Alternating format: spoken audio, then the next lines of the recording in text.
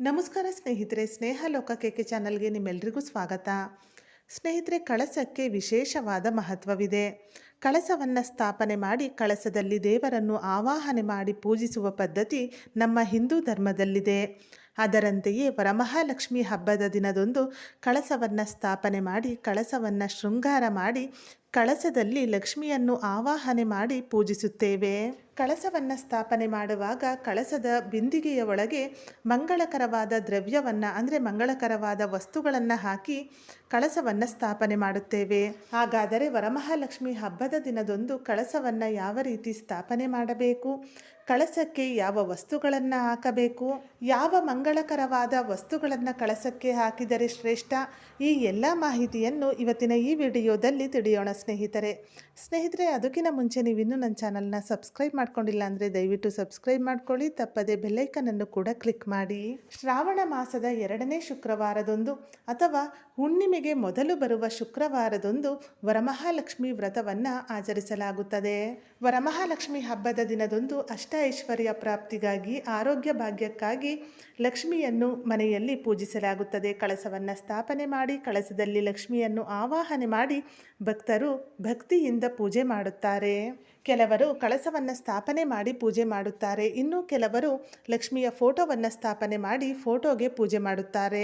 ಕಳಸವನ್ನು ಸ್ಥಾಪನೆ ಮಾಡುವವರು ಮೊದಲಿಗೆ ಒಂದು ಪೀಠವನ್ನು ಸಿದ್ಧಪಡಿಸಿಕೊಳ್ಳಿ.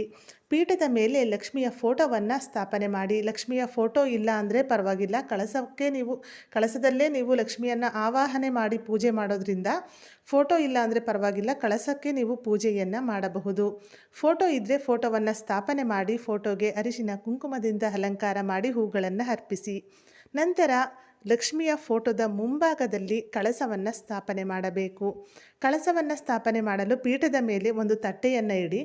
ತಟ್ಟೆ ಅಂದರೆ ತಾಮ್ರ, ಬೆಳ್ಳಿ ಅಥವಾ ಹಿತ್ತಾಳೆಯ ತಟ್ಟೆಯನ್ನು ತೆಗೆದುಕೊಳ್ಳಿ. ನಂತರ ತಟ್ಟೆಗೆ ಅಕ್ಕಿಯನ್ನು ಹಾಕಿ ತಟ್ಟೆಯಲ್ಲಿ ಹರಡಿದ ನಂತರ ಆ ಅಕ್ಕಿಯಲ್ಲಿ ಒಂದು ಅಷ್ಟದಳ ಪದ್ಮ ರಂಗೋಲಿಯನ್ನು ಬಿಡಿಸಿ. ನಿಮ್ಮ ಬೆರಳಿನ ಸಹಾಯದಿಂದ ಒಂದು ಅಷ್ಟದಳ ಪದ್ಮ ರಂಗೋಲಿಯನ್ನು ಬಿಡಿಸಿ ನಂತರ ಆ ರಂಗೋಲಿಗೆ ಅರಿಶಿನ ಕುಂಕುಮ ಹೂಗಳನ್ನು ಅರ್ಪಿಸಿ ಆ ಅಕ್ಕಿಯ ಮೇಲ್ಭಾಗದಲ್ಲಿ ಕಳಸದ ಚೊಂಬು ಅಥವಾ ಬಿಂದಿಗೆಯನ್ನು ಇಡಬೇಕು. ಕಳಸದ ಚೊಂಬನ್ನು ತೆಗೆದುಕೊಳ್ಳುವಾಗ ತಾಮ್ರ, ಬೆಳ್ಳಿ ಅಥವಾ ಹಿತ್ತಾಳೆ ಅಥವಾ ಬಂಗಾರದ ಚೊಂಬನ್ನು ಬಳಸಬೇಕು ಅಥವಾ ಬಿಂದಿಗೆಯನ್ನು ಬಳಸಬೇಕು. ಯಾವುದೇ ಕಾರಣಕ್ಕೂ ಸ್ಟೀಲ್ ಬಿಂದಿಗೆ ಆಗಲಿ ಸ್ಟೀಲ್ ಚೊಂಬನ್ನು ಉಪಯೋಗಿಸಬೇಡಿ. ಕಳಸದ ಬಿಂದಿಗೆ ಅಥವಾ ಚೊಂಬನ್ನು ಇಟ್ಟಿದ್ದ ನಂತರ ಆ ಕಳಸದ ಬಿಂದಿಗೆಗೆ 3/4 ಭಾಗದಷ್ಟು ಶುದ್ಧವಾದ ನೀರನ್ನು ಹಾಕಿ ಆ ನೀರಿಗೆ ಮಂಗಳಕರವಾದ ವಸ್ತುಗಳನ್ನು ಹಾಕಬೇಕು, ಅಂದರೆ ಮಂಗಳ ದ್ರವ್ಯವನ್ನು ಹಾಕಬೇಕು. ಯಾವ ವಸ್ತುಗಳನ್ನು ಕಳಸದಲ್ಲಿ ಹಾಕಬೇಕು ಅಂದರೆ ಶುದ್ಧವಾದ ನೀರನ್ನು ಹಾಕಿದ ನಂತರ ಆ ನೀರಿಗೆ ಅರಿಶಿನ, ಸ್ವಲ್ಪ ಕುಂಕುಮ, ಹಾಗೆ ಒಂದು ಬಿಡಿ ಹೂವು, ಸ್ವಲ್ಪ ಅಕ್ಷತೆ, ಹಾಗೆ ಒಂದು ನಾಣ್ಯ, 5 ರೂಪೀಸ್ ಕಾಯನ್ನಾಗಿರ್ಬೋದು ಇಲ್ಲ 1 ರೂಪಾಯಿ ಕಾಯನ್ನು, ಒಂದು ನಾಣ್ಯವನ್ನು ಹಾಕಬೇಕು ಅಥವಾ ಲಕ್ಷ್ಮೀ ನಾಣ್ಯವನ್ನು ಸಹ ಕಳಸದಲ್ಲಿ ಹಾಕಬಹುದು. ಇದರ ಜೊತೆಗೆ ಲಾವಂಚ, ಡ್ರೈ ಫ್ರೂಟ್ಸ್, ಹಾಗೆ ಲಕ್ಷ್ಮಿಗೆ ಪ್ರಿಯವಾದ ವಸ್ತುಗಳು ಅಂದರೆ ಏಲಕ್ಕಿ, ಕವಡೆ, ಗೋಮತಿ ಚಕ್ರ, ಕಮಲದ ಬೀಜ, ಈ ರೀತಿಯಾಗಿ ಕಳಸದಲ್ಲಿ ಮಂಗಳಕರವಾದ ವಸ್ತುಗಳನ್ನು ಹಾಕಿ ಪೂಜೆ ಮಾಡುತ್ತಾರೆ. ಅವರವರ ಮನೆಯ ಪದ್ಧತಿಯ ಪ್ರಕಾರ ಕಳಸದಲ್ಲಿ ಮಂಗಳ ದ್ರವ್ಯವನ್ನು ಹಾಕಿ ಪೂಜೆ ಮಾಡಬೇಕು. ನಿಮ್ಮ ಮನೆಯಲ್ಲಿ ಯಾವ ರೀತಿ ನೀವು ಮೊದಲಿಂದ ಮಾಡ್ಕೊ ಬಂದಿರ್ತೀರೋ ಅದೇ ರೀತಿಯಾಗಿ ಕಳಸವನ್ನು ಸ್ಥಾಪನೆ ಮಾಡಿ ಪೂಜೆ ಮಾಡಿ. ಒಟ್ಟಾರೆ ಸ್ನೇಹಿತರೆ, ನೀವು ಯಾವುದೇ ವಸ್ತುಗಳನ್ನು ಹಾಕಲಿ ಬಿಡಲಿ, ಒಂದಷ್ಟು ವಸ್ತುಗಳನ್ನು ನೀವು ಕಳಸದಲ್ಲಿ ಹಾಕಲೇಬೇಕು. ಅಂತಹ ವಸ್ತುಗಳು ಯಾವುವು ಎಂದರೆ ಅರಿಶಿನ, ಕುಂಕುಮ, ಹೂವು, ಅಕ್ಷತೆ, ಹಾಗೆ ಒಂದು ನಾಣ್ಯ. ಇಷ್ಟು ವಸ್ತುಗಳನ್ನು ನೀವು ಕಳಸದಲ್ಲಿ ಹಾಕಿ ಪೂಜೆ ಮಾಡಬೇಕು. ಇದು ತುಂಬ ಶ್ರೇಷ್ಠವಾದ ಮತ್ತು ಮಂಗಳಕರವಾದ ವಸ್ತುಗಳಾಗಿವೆ. ಇಷ್ಟು ವಸ್ತುಗಳನ್ನು ಹಾಕಿ ಕಳಸವನ್ನು ಸ್ಥಾಪನೆ ಮಾಡಬೇಕು. ನಂತರ ಕಳಸದ ಬಿಂದಿಗೆಯ ಬಾಯಿಗೆ 5 ವಿಳೆದೆಲೆ ಅಥವಾ 5 ಮಾವಿನ ಎಲೆಯನ್ನು ಇಡಬೇಕು. ಆದಷ್ಟು ಮಾವಿನ ಎಲೆಯನ್ನು ಇಟ್ಟು ಕಳಸವನ್ನು ಸ್ಥಾಪನೆ ಮಾಡಿ. ಮಾವಿನ ಎಲೆ ಸಿಗಲ್ಲ ಅನ್ನುವವರು ವಿಳೆದೆಲೆಯನ್ನು ಕೂಡ ಇಟ್ಟು ಪೂಜೆ ಮಾಡ್ಬೋದು. 5 ವಿಳೆದೆಲೆ ಅಥವಾ 5 ಮಾವಿನ ಎಲೆಯನ್ನು ಇಟ್ಟು ಅದರ ಮೇಲೆ ಒಂದು ತೆಂಗಿನಕಾಯಿಯನ್ನು ಇಡಬೇಕು.